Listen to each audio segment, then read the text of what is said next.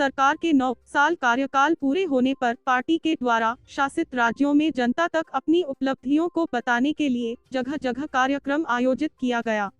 वहीं मऊगंज विधायक प्रदीप पटेल द्वारा प्रेस वार्ता कर प्रधानमंत्री के 9 साल बेमिसाल अंतर्गत हुए विकास कार्यों की उपलब्धियों को बताया गया, जिसमें धारा 370, 3 तलाक, राम मंदिर निर्माण, धार्मिक स्थलों का उत्थान, लाडली योजना, खाद्य सुरक्षा अधिनियम, कॉरिडोर आदि कई जनहित योजनाओं को विधायक द्वारा गिनाया गया।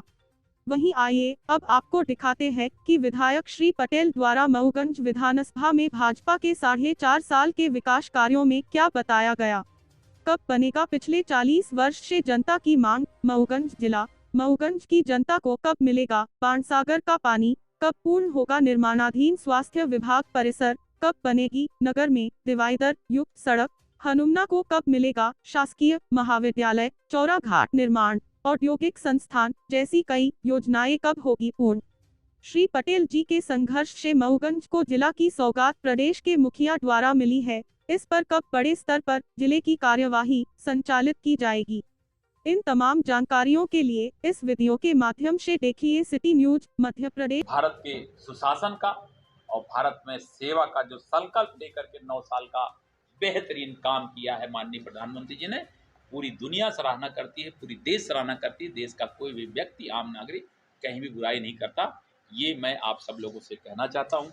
आप सब लोगों को बहुत सारी जानकारियाँ भी हैं और हमारा इसमें एक और अपील है कि बहुत सारी योजनाओं की जानकारी हमारी 90 90 90 20 24 एक मिस कॉल है, जिसमें भी आप डायल करके और पूरी योजनाओं की जानकारी, अभियान की जानकारी उसमें भी उपलब्ध कर सकती है।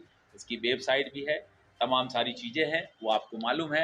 और मध्य प्रदेश में भी, भारत में ख़ास तौर से मध्य प्रदेश में जो काम हुए हैं, उसमें महिलाओं के साथ जो मध्य प्रदेश में 1000 में 922-23 महिलाओं का औसत था, वो आज बढ़ा है 956 के आसपास। वो केवल इसलिए बढ़ा है कि पहली बार आज़ादी के बाद कोई मुख्यमंत्री ऐसा हुआ है जिसने जन्म देने वाली बच्ची के कल्याण के लिए और जन्म देने वाली बच्ची के माँ के लिए भी उनने योजनाएं चलाई हैं और उस योजनाओं से उस माँ को भी लाभान्वित किया। उसको छुट्टी देने से लेकर के, उसको दवाई से लेकर के, उसको टीका से लेकर के, उसको 16,000 रुपये देने से लेकर के, उसके लड्डू से लेकर के, उसको सब करने का काम किया है।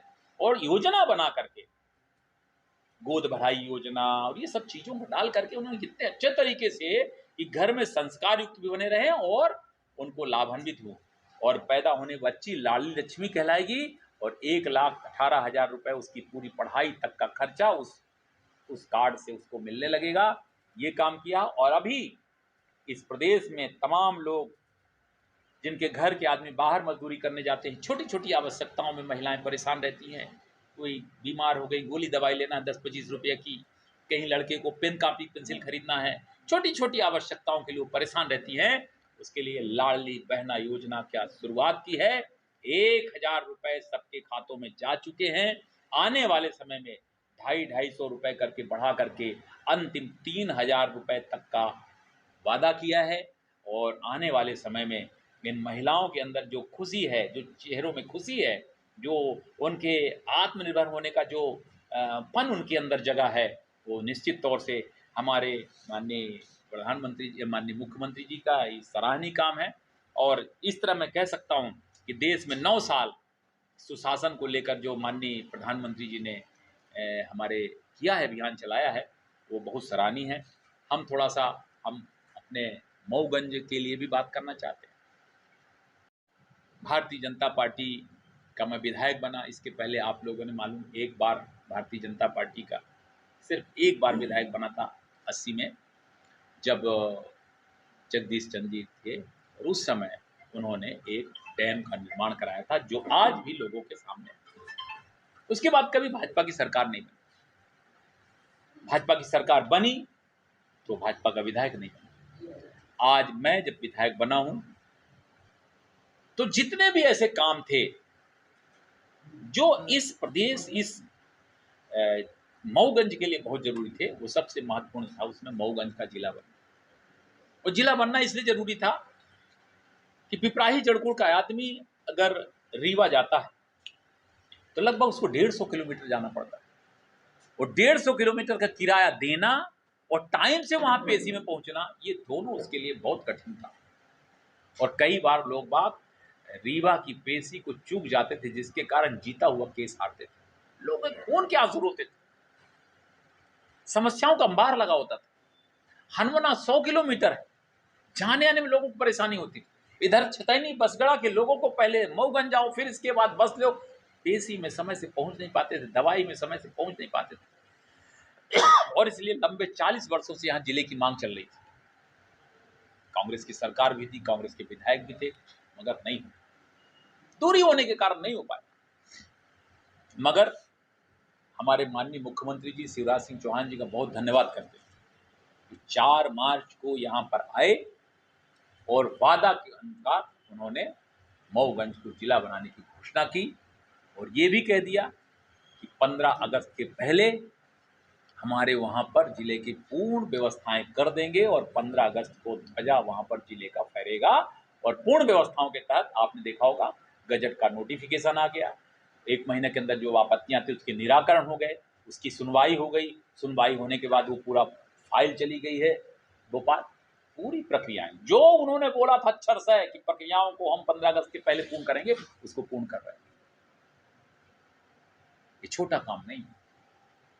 जब मॉनिटरिंग होती है तो रीवा के में बैठे हुए कलेक्टर को हनुमाना, मऊगंज और इन जंगल पहाड़ों में मॉनिटरिंग करने में दिक्कत होती है। कारण क्या है कि इधर आना है तो उधर छूट रहा, उधर करना है तो इधर छूट रहा। और इसलिए अगर यहाँ पर कलेक्टर बैठेंगे तो मॉनिटरिंग होगी। आप लोग भी बार बार पूछेंगे, आप लोग पूछेंगे तो उनको भी जाना आना होगा। तो आधा घंटा जाना, 1 घंटा जाना, आधा घंटा जाना, 1 घंटा, सब आधे घंटे की दूरी के अंदर जिले का मैटर है। तो मऊगंज मुख्यालय बीच में है, इसके चारों तरफ जिला है, तो इसलिए यहाँ पर कलेक्टर का बैठना बहुत जरूरी था। मॉनिटरिंग भी हो सके, योजनाओं का सफल क्रियान्वयन भी हो सके, और योजनाओं की नीचे लेवल तक अच्छे से पहुंच सके, इसके लिए जरूरी था। दूसरा, मऊगंज में जब अभी कोरोना था तो मैंने देखा कि लगभग 25,000 लोग यहाँ से बाहर पलायन करने गए, और इसलिए मैंने तय किया कि यहाँ पर इंडस्ट्रियल एरिया लगना चाहिए। मैंने माननीय मुख्यमंत्री से बात की, मैंने कही जमीनें खाली हो रही है, इसकी नाप उप करवा दीजिए और ट्रांसफर करा दीजिए। उन्होंने एमएसएमई को भी और इंडस्ट्री डिपार्टमेंट को भी, दोनों को लगभग 550 एकड़ जमीन यहाँ पर ट्रांसफर ही नहीं पड़ती, अभी 62 करोड़ 80 लाख रुपए दे करके इंडस्ट्रियल एरिया के डेवलपमेंट के लिए फंड दिया है, जिसमें रोडें, नालियां, पानी की टंकी, बड़े बड़े पावर हाउस, सब कुछ बनाना वहाँ पर, और ताकि इंडस्ट्री चलाने वाले को किसी प्रकार की कोई दिक्कत ना हो। ये सारा वहाँ पे काम शुरू हो रहा, पैसा सेंक्शन हो गया, सारी चीजें। तो जब हम इंडस्ट्रियल एरिया लगाएंगे तो दोनों मिलाकर के, छोटे बड़े मिलाकर के लगभग 150 के आसपास इंडस्ट्री लगनी है, छोटी इंडस्ट्री से लेकर बड़ी इंडस्ट्री तक। और अगर ये 150 इंडस्ट्री लगेंगी तो इन 150 इंडस्ट्रियों में लगभग 10 से 15 हजार लोगों को प्रत्यक्ष और अप्रत्यक्ष रोजगार मिलेगा। अगर ये प्रत्यक्ष और अप्रत्यक्ष रोजगार जो मिलेगा, उन रोजगारों से यहाँ पर उनकी तनख्वाह मिलेगी, यहीं पर खर्च होगा, यहाँ व्यापार में भी उठाव आएगा। अभी लोग सूरत में काम करते हैं, 15,000 रुपए पाए तो सूरत में 12,000 खत्म हो गया, तो सूरत में ही पैसा सूरत में ही खत्म हो गया, वहीं का किराना का व्यापारी, वहीं का सब कुछ। मगर यहाँ अगर मिलेगा तो 1,000-2,000 कम भी मिलेगा, तो मऊगंज में पैसा घूमेगा, तो यहाँ मऊगंज का व्यापार, मऊगंज की आर्थिक व्यवस्था भी में सुधार आएगा। अभी 1,000 लाडली बहनों को मिला, तो आपको क्या लगता है 1,000 रुपए के खाते में जमा हुए? लगभग यहाँ पर 50 से 55 हजार महिलाओं के खाते में 1,000 जमा हुआ। गुणा करिए, करोड़ रुपए आ रहे हैं, और करोड़ों रुपए अगर यहाँ पे आएगा इनके खातों में तो खर्चा होगा, खर्चा होगा तो कहाँ खर्चा होगा? मऊगंज। तो मऊगंज की हमारी आर्थिक व्यवस्था में सुधार होगा, और इसलिए इन आर्थिक व्यवस्था को सुधार करने के लिए सरकार के प्रयासों की सराहना करते हैं। दूसरा, मऊगंज में एकमात्र कॉलेज है, हनुमाना में कॉलेज नहीं है, तो हनुमाना के 98 पंचायत, लगभग 200 गांवों के लोग मऊगंज पढ़ने आते हैं। अगर मऊगंज में एडमिशन नहीं मिला तो फिर प्राइवेट कॉलेज में चलो, अगर गरीब है तो प्राइवेट एडमिशन नहीं हुआ तो पढ़ तो लिया 12वीं तक, एडमिशन नहीं। और इसलिए मैंने माननीय मुख्यमंत्री से बोला कि एक हनुमाना में कॉलेज खुल जाए ताकि हनुमाना के आसपास के लोगों को वहाँ पे सरकारी कॉलेज में कम पैसे में एडमिशन हो जाए। उन्होंने उसको किया, हनुमाना में ITI हो गया, हनुमाना में कॉलेज हो गया। हमारा चौरा घाट जो इलाहाबाद से हमको जोड़ेगा, उसका जो DPR है उसका संशोधन हो गया है। उसके DPR में 65 करोड़ रुपए उसमें स्वीकृत हो गए हैं। फाइनेंस डिपार्टमेंट से फाइल आ गई है। माननीय मुख्यमंत्री जी ने घोषणा में भी उसको ले लिया। तो इसलिए वो हमारा एक चौरा घाट जैसे ही बन जाएगा तो इलाहाबाद से हम पूरा कनेक्ट हो जाएंगे। इस तरह आपको मैं रोडों की बात बता दूं, मऊगंज से अगर किसी को सीधी रोड पे जाना है तो हनुमाना बाजार जाओ। इसलिए मऊगंज से तहसील होते हुए सीधे घोघम, 24 किलोमीटर का मार्ग, 3 भागों में अलग अलग पुलिया का भी निर्माण, उस पार का आदमी इस पार नहीं आ सकता था, पुलिया जो बनी है। और इसको बढ़िया सीमेंट कंक्रीट से लेकर के डामर की फर्स्ट क्लास सड़क बनी है। अब किसी आदमी को अगर सिहावल वाली रोड में पहुंचना है तो हाईवे में नहीं जाना और हनुमाना का बाजार नहीं क्रॉस करना, सीधे निकल जाता। तो इंडस्ट्रियल एरिया से लेकर के रोडों के इंफ्रास्ट्रक्चर से लेकर के हम जिलों से लेकर के बाण सागर के पानी से लेकर के आज यहाँ पर स्थिति इतनी खराब है कि बोर होता है 10 तो उसमें 2 बोर बड़ी मुश्किल से सक्सेस होते हैं, 6 बोर सूखे निकल रहे हैं। इतना पानी का लेवल नीचे चला गया कि त्राहि त्राहि मची है। और इसलिए मैं प्रधानमंत्री जी को बहुत बहुत धन्यवाद करूंगा कि आकर के उन्होंने इसका भूमि पूजन किया और हमारे यहाँ लगभग 2000 करोड़ की परियोजना की स्वीकृति मिली, जिसके कारण बाण सागर के पानी से अब यहाँ की प्यास बुझेगी। मुझे पूरा भरोसा कि 2 साल के अंदर ये काम पूरा हो जाएगा। 2 साल के बाद घर घर पानी, गांव में दूर दराज जहां भी बैठे सबको पानी की व्यवस्था होगी। ये तो पानी का ऐतिहासिक काम, पीने के लिए सबको मिलना, जिले बनाने का काम, हमारा उद्योग लगाने का काम, हनुमाना में कॉलेज होने का काम, हमारे जो रोडों का है, आपके मऊगंज में रिंग रोड की घोषणा, हनुमाना में बाईपास की घोषणा, इस तरह तमाम तरह के कामों के लिए मध्य प्रदेश सरकार ने मऊगंज को कई करोड़ों की सौगात, हजारों करोड़ की सौगात दी है। इसलिए माननीय मुख्यमंत्री जी का भी मैं धन्यवाद करता हूँ। माननीय प्रधानमंत्री जी के नेतृत्व में जो डबल इंजन की सरकार चली, जिसमें माननीय मुख्यमंत्री जी हमारे शिवराज जी हैं, उन प्रधानमंत्री जी के नेतृत्व में हम लोग फिर से अच्छे ढंग से जनता का विश्वास जीत करके आने वाले समय में फिर से सरकार बना रहे हैं।